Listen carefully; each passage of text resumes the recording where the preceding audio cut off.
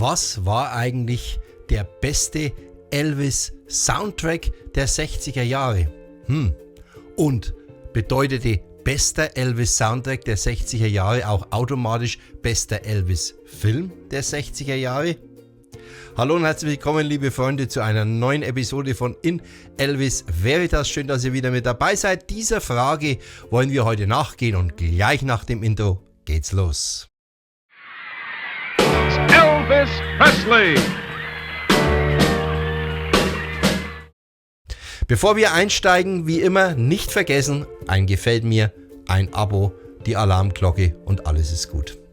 Vom 12. Oktober 1964 bis zum 24. November 1964 drehte Elvis einen auf den ersten Blick für ihn typischen Spielfilm dieser Zeit. Mit Mädchen, mit Musik, mit schönem Hintergrund und so weiter, wie wir das aus unzähligen Elvis-Filmen kennen. Und trotzdem war Tickle Me ein ganz anderer Film.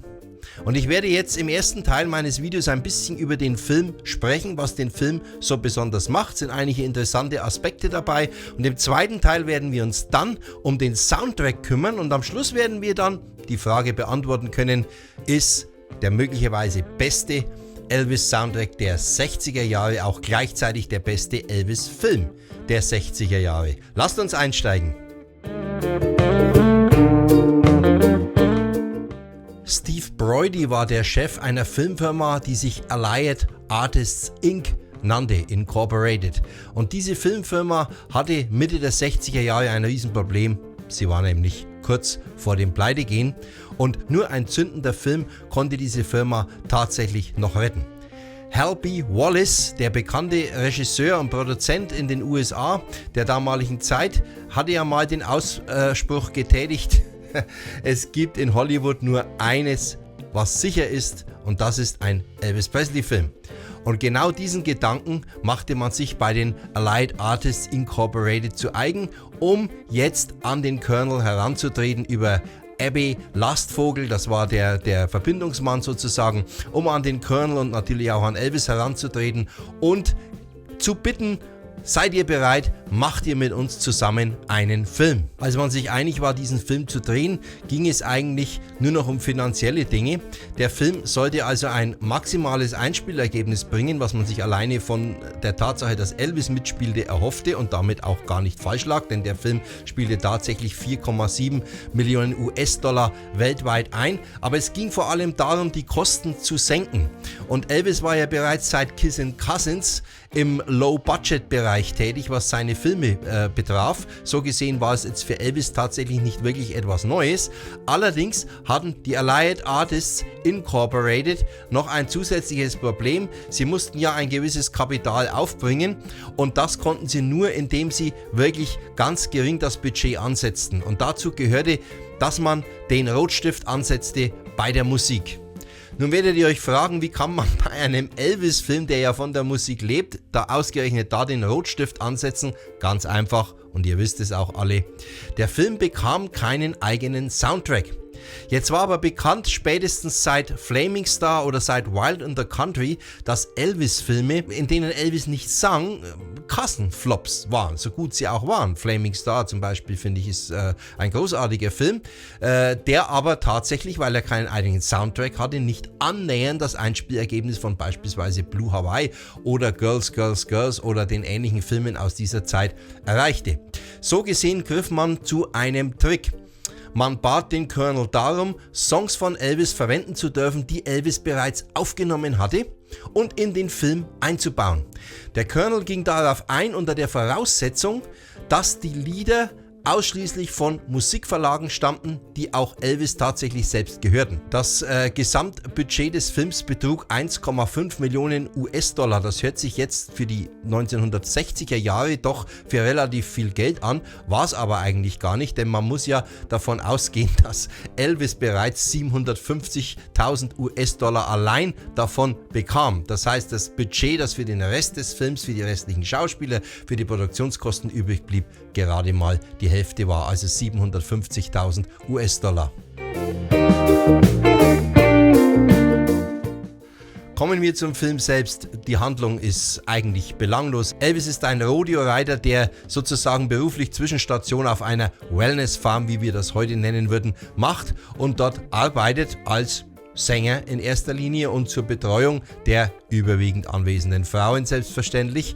Und eine davon, die dort arbeitet, ist Pam. Jocelyn Lane spielt diese Pam und sie hat einen Goldschatz geerbt von ihrem Großvater, der in einer Geisterstadt ganz in der Nähe der Beauty Farm, der Wellness Farm versteckt ist. Und ja, ihr könnt es euch denken, es gibt dann Gangster, die sind hinter dem Goldschatz her und Elvis rettet dann und so weiter und so weiter. Wir müssen nicht ins Detail gehen, es ist ein Elvis-Film, bei allem Respekt jetzt, aber handlungstechnisch dürfen wir hier wirklich nicht zu viel erwarten.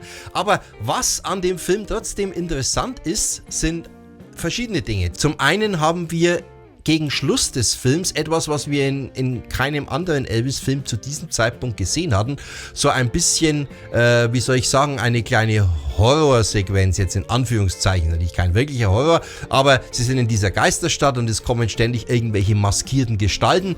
Darunter eine interessante Szene, eine Frau sitzt hinter einer Tür im Rollstuhl, sieht genauso aus wie im 5 Jahre vorher oder 4 Jahre vorher gedrehten Thriller von Alfred Hitchcock, Psycho.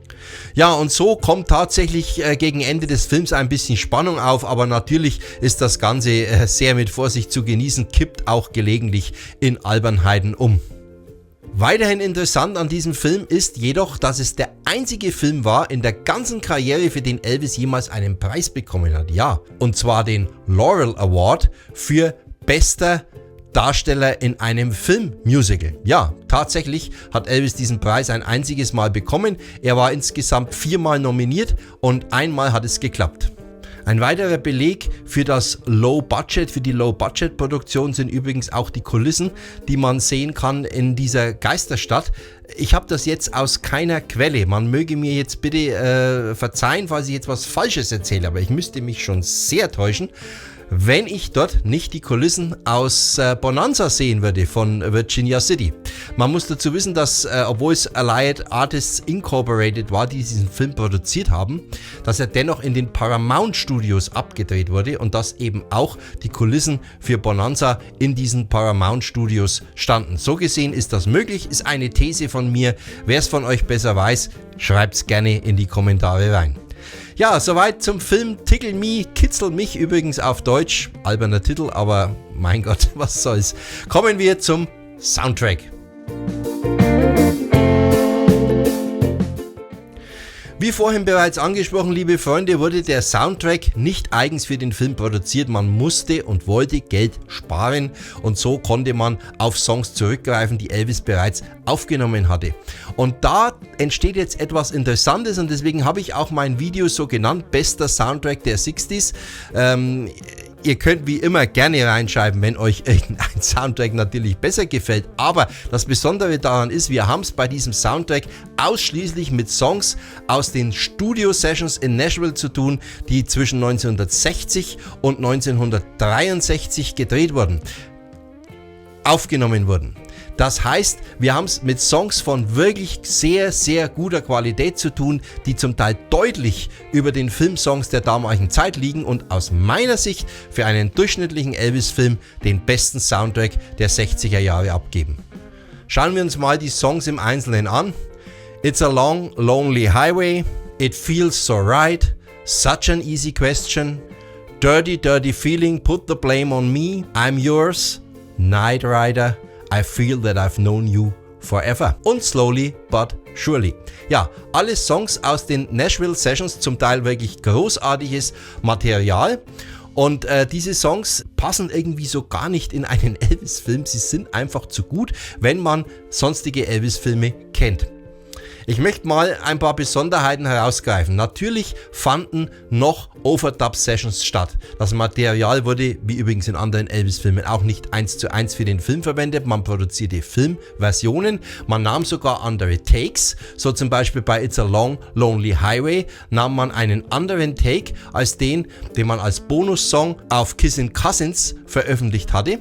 Man nahm hier also einen anderen Take und man machte noch Orchester drüber und so weiter. Interessant ist auch, I'm I'm Yours, der Song. Hier wurde der gesprochene Teil komplett entfernt und die zweite Harmoniestimme, die Elvis drüber sang, ebenfalls entfernt, sodass wir es mit einer sehr schlichten Version zu tun haben, die mir persönlich besser gefällt als das aufgeblasene Original. My love, I offer you now. My love, I offer you now. Und I Feel That I've Known You Forever, für mich eines der absoluten Highlights in diesem Film. Hier hat Elvis sogar eine neue Soundspur aufgenommen, hat also sozusagen seinen Vokalpart noch einmal neu eingesungen. Das war das Einzige, was er hier gemacht hat. Und ich habe euch mal im Vergleich die Elvis-Stimme der Studiofassung ausgesucht und im Vergleich dazu die Stimme extrahiert aus dem Film-Soundtrack. Ihr könnt selber mal vergleichen, hört die Unterschiede zwischen diesen beiden Versionen. Ursprünglich im März 1962 aufgenommen, hat Elvis mit hoher Wahrscheinlichkeit hier eine eigene Gesangsspur drüber gelegt. Der Vergleich wird euch zeigen, die Stimme klingt auch etwas anders. Es ist ja immerhin 3 Jahre später. Man hört einen Unterschied, nicht nur in der Interpretation, ich finde auch in der Stimme, aber ihr könnt gerne, denn das ist nicht belegt, es gibt die Aufzeichnungen darüber nicht, ihr könnt gerne in die Kommentare schreiben, wenn ihr hier das anders seht oder bessere Infos dazu habt. Your lips, your eyes, your soft, sweet sighs. I feel that I've known you forever. Your lips, your eyes, your soft, sweet sighs. I feel that I've known you forever. Ja, und so kam es zu diesem grandiosen Soundtrack für einen doch wahrscheinlich eher mittelmäßigen Film. Aber wir müssen jetzt noch auf die Veröffentlichungen zu sprechen kommen. Was den Film betrifft, haben wir es hier mit einer Blu-ray-Veröffentlichung zu tun, die seit einigen Jahren auf dem Markt ist.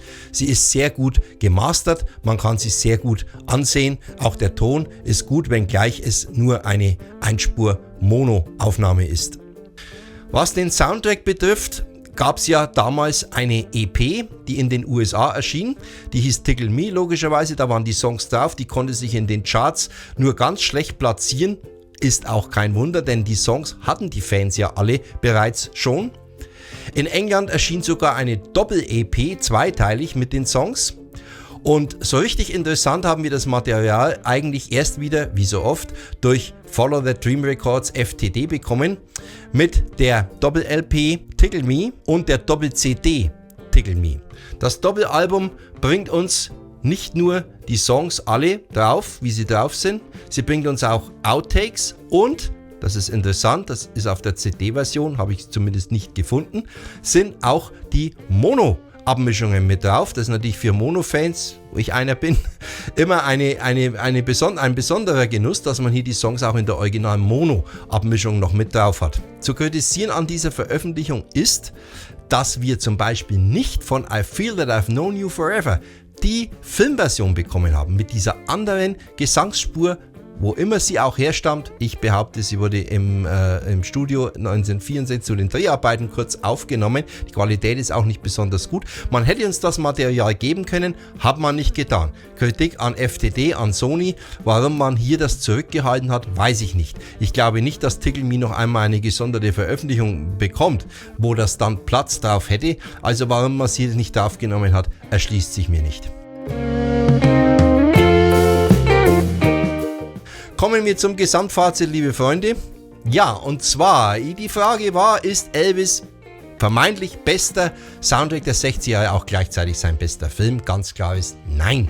Die Musik überwiegt um Längen den Inhalt des Films, wenngleich der Film witzige Szenen hat. Das muss man zugestehen. Ich persönlich mag am liebsten die Szene, und das begründet vielleicht auch ein bisschen, warum Elvis den Laurel Award bekommen hat.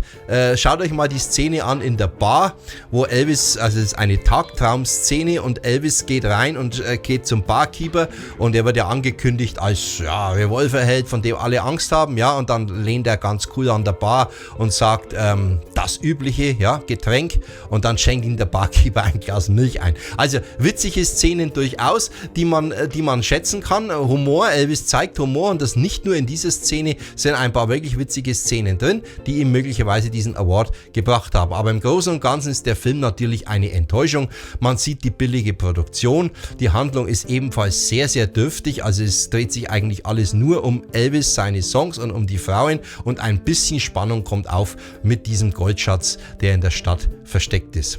So gesehen, ein überragender Soundtrack trifft auf einen, ich will nicht zu hart sein, auf einen sagen wir mal, einen durchschnittlichen Elvis-Film mit kleinen Peaks in Sachen Humor nach oben. Ich würde mich freuen, wenn ihr euer Fazit auch wieder in die Kommentare reinschreiben würdet. Was ist euer liebster Elvis-Film der 60er Jahre? Was ist euer liebster Soundtrack der 60er Jahre? Schreibt's unten rein. Ihr habt mich ja gebeten, ein bisschen Videos mehr auch über Filme zu machen. Das mache ich ganz gerne. Ich habe das in der Anfangszeit eigentlich immer etwas gemieden, bin ich ganz ehrlich, weil mein Schwerpunkt Elvis woanders liegt. Aber natürlich sollen die Filme nicht zu kurz kommen, also ran an die Tasten, schreibt einfach rein. Das war's. Ich danke euch wieder für euer Interesse. Schön, dass ihr wieder mit dabei wart. Es war wieder Sonntagabend. Es ging wieder ein Video online, und auch nächsten Sonntag wird es wieder ein Video geben. Bis dahin, bleibt gesund. Ciao und Servus, euer Gerd. Long live the King.